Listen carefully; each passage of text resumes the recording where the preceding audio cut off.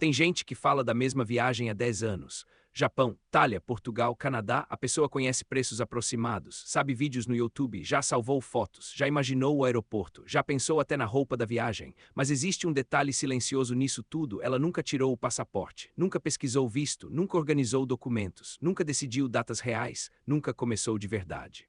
E talvez uma das coisas mais estranhas da mente humana seja a capacidade de transformar sonhos em decoração emocional, porque sonhar dá prazer, planejar superficialmente também. O cérebro gosta da sensação de possibilidade. Só que existe uma diferença enorme entre imaginar uma vida e construir uma vida. Muita gente vive dentro de um futuro psicológico. Um dia eu começo. Quando as coisas melhorarem, quando eu estiver preparado, quando eu tiver mais dinheiro, quando eu estiver emocionalmente bem. Só que o tempo passa e algum dia começa lentamente a virar identidade. Tem gente que não percebe, mas já transformou adiamento em estilo de vida, e isso não acontece só com viagens, acontece com cursos, mudança de carreira, relacionamentos, projetos, saúde. Sonhos antigos, vida emocional. Existe uma geração inteira cansada, mas ao mesmo tempo presa num estado permanente de espera, como se a vida real fosse começar futuramente. E talvez o problema não seja preguiça, talvez seja medo, porque enquanto o sonho está distante ele continua perfeito. O problema começa quando você tenta torná-lo real, porque realidade cria risco, você pode falhar.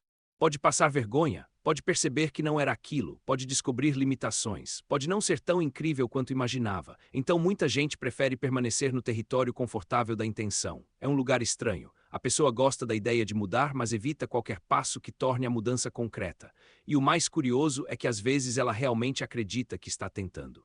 Mas existe uma diferença silenciosa entre pensar frequentemente sobre algo e realmente construir aquilo, porque ação gera atrito, exige desconforto, burocracia, organização, tempo, exposição, decisão. Sonhar é emocionalmente leve, construir é psicologicamente pesado. Talvez por isso tanta gente viva presa em fantasias futuras, não porque sejam falsas, mas porque imaginar uma vida pode ser mais confortável do que enfrentar a vida real, e o mundo moderno piorou isso. Hoje você consegue consumir infinitamente a sensação de progresso sem sair do lugar. Vídeos motivacionais, rotinas de produtividade, podcasts sobre sucesso, perfis de viagens, conteúdo sobre recomeços. A pessoa passa horas consumindo a estética da transformação, mas emocionalmente continua parada. É quase como se o cérebro confundisse consumo emocional com movimento real, e depois de algum tempo isso começa a produzir um tipo silencioso de ansiedade, porque no fundo a pessoa sabe que está se afastando da própria vida. Ela sente isso em momentos específicos.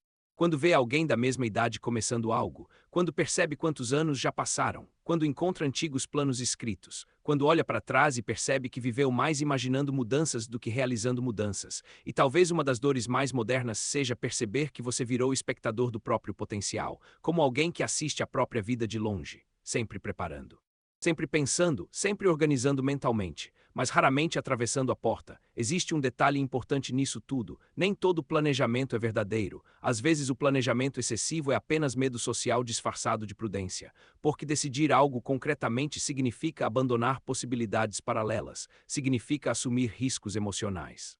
E muita gente moderna vive psicologicamente esgotada justamente porque nunca decide completamente nada, nem fica, nem vai, nem começa, nem encerra, só permanece num estado contínuo de expectativa. Talvez por isso tantas pessoas sintam cansaço mental sem entender o motivo. Elas carregam dezenas de vidas não iniciadas dentro da cabeça, e isso pesa.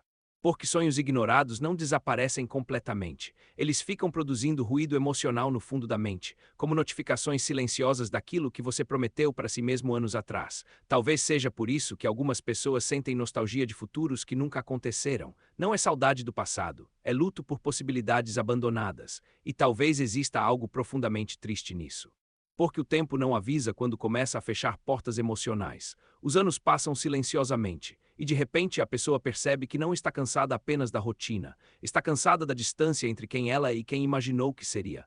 Talvez crescer também seja perceber isso, que existe um momento em que pensar demais começa a virar fuga. E que algumas pessoas não fracassam porque tentaram e perderam. Fracassam porque passaram décadas inteiras esperando o momento psicológico perfeito para começar.